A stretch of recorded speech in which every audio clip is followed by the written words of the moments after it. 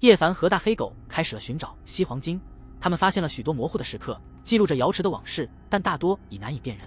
在一块大青石上，叶凡发现了半幅刻有爆山印的招法，一种他曾在离火教中学过的强印法。他对大黑狗的话半信半疑，催促他带路寻找西黄金，尽管大黑狗似乎也不知道确切位置。叶凡拿出菩提子感应周围，而大黑狗则试图偷袭。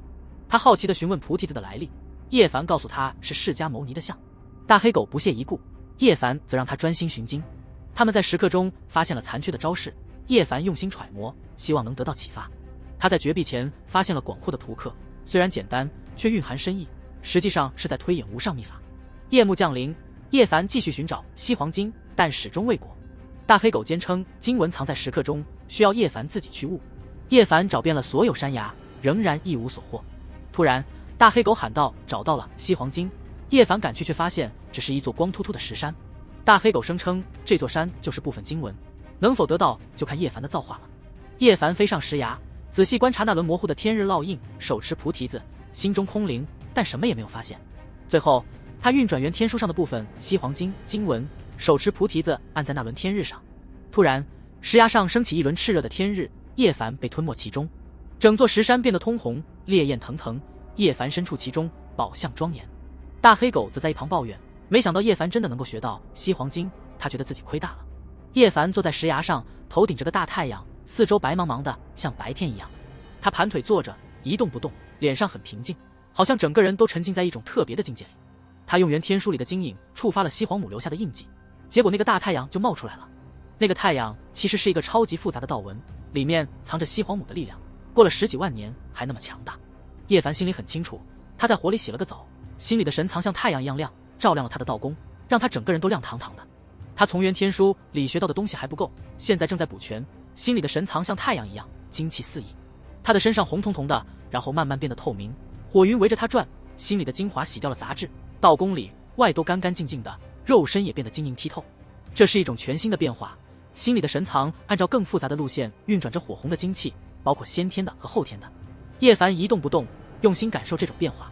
天上的大太阳里没有经文，也没有声音，只有一种道韵，却把道功秘境心之神藏解释得清清楚楚。石崖上刻的太阳对应着道功秘境的天日卷。叶凡出发后，虽然没有得到具体的经文，但却体会到了那种深奥的变化过程。这种传承没有留下一个字，只有开创者的意境，推演古今的种种变化。虽然没有注释西黄经的正文，但却和古今一样厉害。叶凡一直坐到太阳升起，朝霞照过来，他才突然睁开眼睛。同时，天上的大太阳砰的一声变成了万道火光，冲进了石崖上的烙印里。叶凡觉得道功秘静心之神藏篇被完善了，和以前大不一样。他觉得道力运转得更自如，全身精气澎湃。他站在山崖上，迎着朝霞，衣服随风飘动，身体像玉一样。虽然还是个少年，但却有一种仙人的气质，稚嫩中透露出飘逸。大黑狗不甘心地问：“你真的得到了西黄金？”叶凡脸色不好地看着他，说：“你什么意思？难道你觉得即使把我带到这里，指点给我，我也没办法修炼西黄古经？”大黑狗尴尬地笑了笑，说：“怎么可能？本皇有那么不地道吗？我只是随口问问而已。”叶凡催促道：“赶紧带我去找西黄经的其他部分。”大黑狗问他：“小子，你以前是不是接触过西黄经，得到过所谓的经印？”叶凡盯着他说：“你在说什么？经印是什么东西？”大黑狗小声嘀咕：“妈的，没得到过经印，怎么也能修行？这次亏大了。”叶凡的神识可以化形而出，远超过他现在的修为。他隐约听到了大黑狗的低语，顿时满头黑线。这只死狗果然靠不住。叶凡问大黑狗：“黑皇，你找到西黄一刻了吗？”大黑狗不厚道的摇头说：“没有，找遍了，就只有这一处。”叶凡威胁他：“胡说八道，少妇言我，赶紧带路。你不想要那只玄龟了？”大黑狗说：“把你那枚刻有秃头的坚果借给我，我肯定能靠它找到西黄经。”叶凡斜了他一眼说：“少胡扯，你知道这枚种子有什么用吗？”大黑狗说：“我怎么不知道？你不就是用它触发了那轮天日才得到西黄经的吗？”叶凡言辞拒绝说：“你少打歪主意，如果借给他，绝对是肉包子打狗。”最后大黑狗还是妥协了，样样的把叶凡带到另一座石山前。这座山刻有巴掌大的一块金晶印记。这一次叶凡驾轻就熟，没有耽搁太多时间，就触发了西皇母留下的烙印。刹那间气冲云霄，金晶铿锵，他被吸入一片金属神光中，盘坐在天穹下，气海如潮，喷薄而出。肺之神藏，五行属金，是5脏之长，有华盖之称。此刻补全经文后，锋锐气息冲天，铮铮作响，像是万箭在齐鸣。叶凡体表闪耀金属光泽，犹如利刃斩青天，锋芒破人，不可因其锋。此地也没有经文，只有废之神藏篇的演化，阐释到极尽，不以言语传道。废之神藏勾动万气，引动精气神，布散到全身，外达于皮毛，吐纳天地本源，蕴含勃勃生机。此刻叶凡的道功浊气消失，神经汹涌，一片晶莹，外达6腑，连向4肢百骸，肌凑皮毛，无比清明。诸气者皆属于废之神藏，与天地相连，肉身所需精气以它为主来化生。当光华内敛，叶凡睁开了眼睛，完善了道功废之神藏篇，浑身毛孔舒张。他觉得肉身与天地融为了一体，可随时引动万气。西黄金果然玄奥，夺天地之造化，让人惊叹。叶凡感叹道：这2道神藏他都修行过，这次经过补充与完善，让他体味到了更加精深的奥义，如神明照顶，心中一片空明。如果没修过经验，打死我也不信能得西黄金。大黑狗拉长脸咕哝。叶凡问他：黑黄你捣鼓什么呢？大黑狗恶狠狠地说：小子，你勾引过瑶池的圣女吧，不然你肯定得不到西黄金翼。叶凡说：什么乱七八糟的东西，赶紧去带我寻其他经文。瑶池故地不宜久待，事成之后我们马上离去。接下来很顺利，在一座刻有古树的石山上，叶凡寻到了肝之神藏篇，接着脾之神藏与肾之神藏篇也被得到。道功5神藏被补齐，后面的3藏他还没有修炼，仅仅是完善了而已，默记心中。至此，西黄金道功卷终于被他得到，有了完满的心法。叶凡默立良久，难掩震撼。此经深奥无比，神妙难测，道破天机，夺天地之造化。你真是走运，西黄金道功卷堪称东荒第一，是最完美的心法，居然被你凑齐了神藏5篇。大黑狗龇牙道：赶紧给我玄龟！你急什么？刚得到道功卷而已，西黄金包括了数大秘境，还有4级等卷未得呢。叶凡笑道：比我还贪心。大黑狗咬牙评价：4级秘境的烙印仅寻到1级，可是叶凡纵然手握菩提子也不能触发，尝试了半天根本得不到。真的需要金翼。他立刻想到了黑黄所说的西黄金翼。不久他们又寻到了另1级的烙印，可惜依然无法触发，不能得到这卷金翼。我还以为你与大帝有的一拼呢，不需要金印也能得到西黄金，现在看来肯定勾搭过瑶池的圣女，修行过道宫卷的金翼。你这只死狗，早知道这种情况却不告诉我，把我忽悠到这里，是不是想让我白跑一趟？小子，你再挑衅我的尊严，当心我吃了你！大黑狗恶狠狠地叫道。事实不就是这样吗？叶凡瞪着他，本皇如此仗义，岂会那么不讲究，自有解决之道。我是想等你到了这里奉上玄龟后再告诉你。你可真是会谋算，把我引到这里，得见真经无法自拔，却不能触发，让我不得不献上绿玉玄龟，是不是？叶凡忍着拍他的冲动，说：幸亏我有道宫卷的经印，别把本皇想得那么不堪。大黑狗毫不脸红，诱惑道：难道你不想要西黄金的其他卷吗？你这死狗还真是奸猾，你有4级经印吗？如何让我得到西黄4级卷？叶凡恶狠狠地盯着他道：有的话你给我背出一段让我听听。黑黄支支吾吾，怎么可能背得出来？他张开血盆大口道：小子，你屡次亵渎我，敢叫我死狗，本皇要教训你。死狗，我也想收拾你呢。叶凡捏印抢先偷袭，展出斗战胜法。大黑狗压根就不是一个善茬，几乎在同时下了黑嘴。妈的，死狗果真是本性难移，就知道下黑口。这次是你先偷袭我的，我要是不抢先出手，又被狗咬了。妈的，小子，你这是在侮辱我！叶凡与黑黄在石林中站了起来，都是变态体质，打得震天响，碰在一起跟打铁一般。小子，不管怎样说，你得到了西黄金道宫卷，把玄龟给我。大黑狗一边撕咬一边叫道：给你才怪，你竟想空手套白狼，这辈子你都别指望了。叶凡的金色的巴掌抡动起来，推动日月大印，擎起山河大印，尽全力出手。你想让本皇白忙活一场不成？大黑狗龇牙咧嘴的威胁。死狗，你吃什么长大的？斗战胜法都打不动。叶凡诅咒：妈的，原来是9秘，我说怎么这么痛，简直快疼死本皇了。大黑狗惨叫，绝不是装的。叶凡被连续被咬了10几口，他真的有些无语了。斗战胜法只能让对方感到痛，这是什么事情啊？死狗，你真变态！你才变态呢！4级秘境的修士要是被你的巴掌拍上都得碎了，也就是本皇才能承受得住。妈的，疼死我了！大黑狗龇牙咧嘴惨叫。轰！突然间，一股恐怖波动震出，数十里外滚滚黑雾冲天而上，那片天空一下子变得漆黑如墨。仙池，是仙池那里！叶凡与大黑狗立刻止斗，做了同样的选择，撒腿狂奔，向着出口逃遁。就在瑶池的发源地，那座仙池中冲出一股极其可怕的波动，乌云翻滚。那是一座仙池啊！发生了什么变化？难道瑶池的人撤走与此有关？不久前，他们还深入湖中探查过。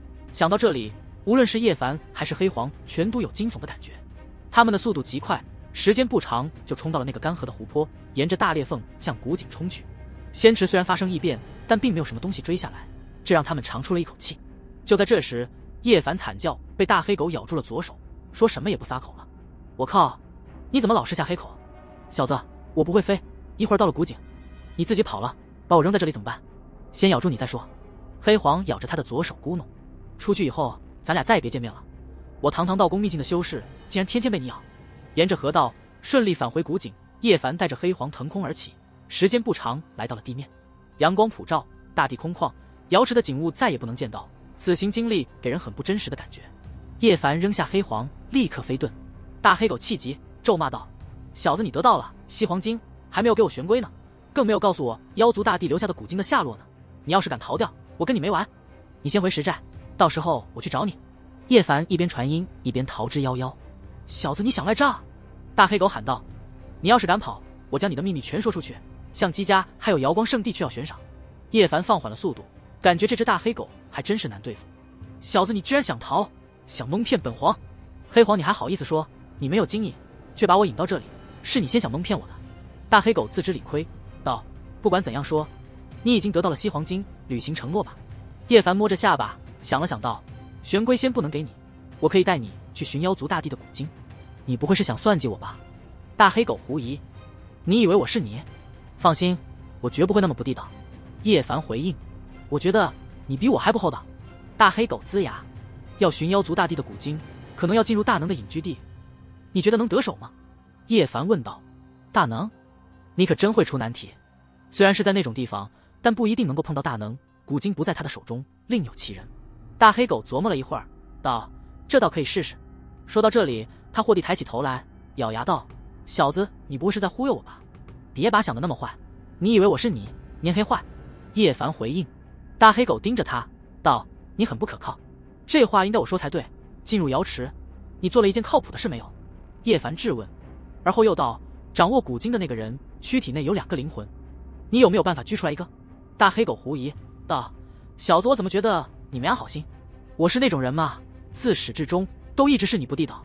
叶凡接其短，而后又道：放心好了，过程可能会有点波折，但肯定会让你得到古经。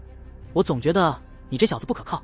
大黑狗盯着他：你是因为坏事做多了，老是想谋算别人，所以把其他人想得跟你一样坏。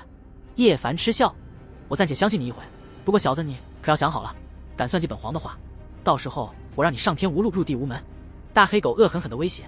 叶凡在旅途中深入研读西黄经，感到其深奥与精妙，道宫五龙盘旋，武气冲天。他意识到道宫秘境像一座永恒的宫阙，内含无尽的道理。在修炼中，他听到了神秘的大道轮音，仿佛从遥远的过去传来。叶凡了解到，修炼此秘境可能会遇到不可思议的事情。西黄经的完满让他真正感受到了这种不可思议。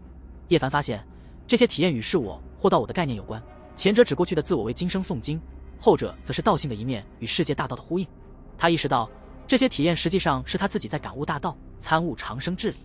叶凡明白，修行路上会遇到许多类似的神秘体验，只有走得更远，才能逐渐理解。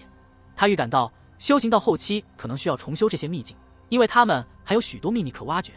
目前，他只需专注于手中的西黄经，这足以让他将道宫秘境修成大道神缺。在前往绿洲的半个月里，叶凡的实力有了显著提升，他运转西黄经的心法，战力大增。他意识到，圣地的圣子与圣女之所以修为超群，与修炼古经有很大关系。叶凡与大黑狗的对决也让他有机会实践新领悟的心得。进入绿洲后，叶凡建议大黑狗变小，以免引起注意。大黑狗不情愿地缩小了身体。他们前往朝阳城，叶凡计划在那里寻找大能的居所。在城中，叶凡发现自己的通缉令赏金已提升到1方元。他还听到了曲州年轻一代将有一场盛会的消息，这场盛会是由姬家和瑶光圣地运作的，目的是为了寻找他。叶凡在酒楼中听到了关于自己的议论，其中司徒风，一个自负的烟云门弟子，声称能轻易击败他。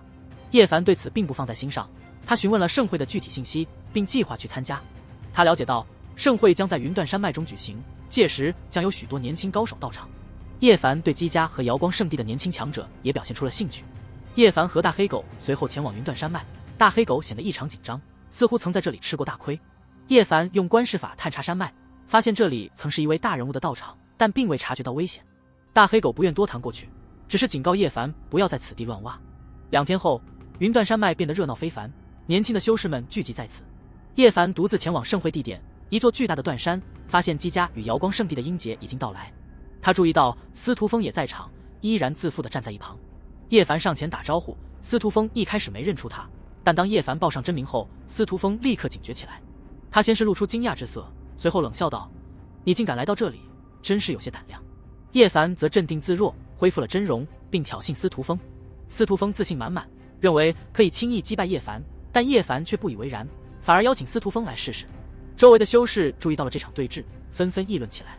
司徒风在曲州南部颇有名气，年仅21岁就已经达到了道宫第3境界，被认为是燕云门100年来最杰出的天才。许多人预测他将在30岁前破入4级秘境，看得出他的天赋。叶凡在雾气的掩护下与司徒风对峙，而司徒风则化身为一道虚影，向叶凡发起攻击。他仅仅出了一个巴掌，右手高高扬起，呈现出水蓝色的光晕。两人的手掌交击，发出了响亮的声音，如同惊雷一般，震得水蓝色的涟漪四处扩散。然而，当蓝雾散去，所有人都惊呆了。叶凡依然平静地站在那里，而司徒风则脸色惨白，倒退出去很远，右掌已经变形，显然是受到了重创。这一幕让在场的修士都感到震惊，他们没有想到，一个名不见经传的修士竟然能够击败燕云门的天才。叶凡展现出了他的实力，他的肉身强大到可以与法宝相媲美，独步道宫。司徒风虽然试图反击，但叶凡的实力远超他的想象。最终，叶凡以强大的力量不仅击败了司徒风，还摧毁了他的法宝。